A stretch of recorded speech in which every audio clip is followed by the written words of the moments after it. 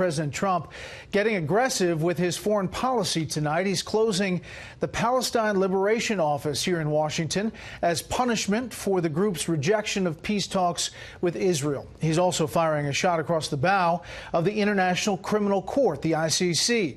The announcements were made by the president's national security advisor this afternoon. Correspondent Gillian Turner has specifics.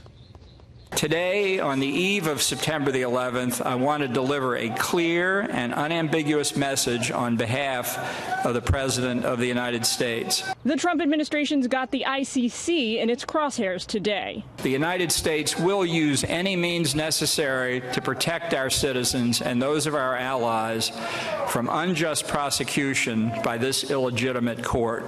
And Bolton's not taking any prisoners. We will not cooperate with the ICC. We will let the ICC die on its own. After all, for all intents and purposes, the ICC is already dead to us.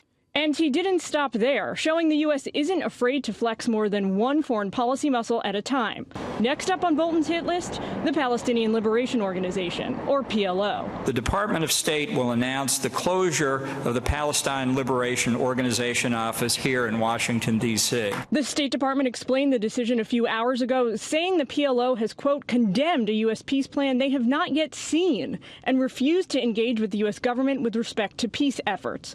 Bolton making clear, when it comes to the Israeli-Palestinian conflict, the Trump administration's officially taking sides. The United States will always stand with our friend and ally, Israel. But the Palestinians are punching back, calling on the ICC to immediately open an investigation into Israel, saying, quote, "We reiterate that the rights of the Palestinian people are not for sale, that we will not succumb to U.S. threats and bullying, and that we will continue our legitimate struggle for freedom." Bolton also had words of warning for the ICC when it comes to the war in Afghanistan, threatening U.S. sanctions against ICC judges should they launch an investigation into what they say may be war crimes committed by the American military and intel community in Afghanistan.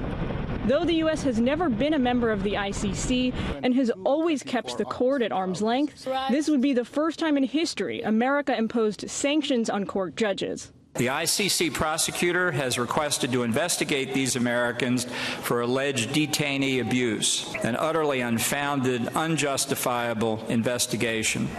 Bolton's going all in to protect American soldiers who've served in the 17-year-long war in Afghanistan. He also invoked President Trump's first major foreign affairs speech back in 2016, in which he promised to put the American people's security above all else. Bolton said today the administration's renewing its commitment to an America First foreign policy.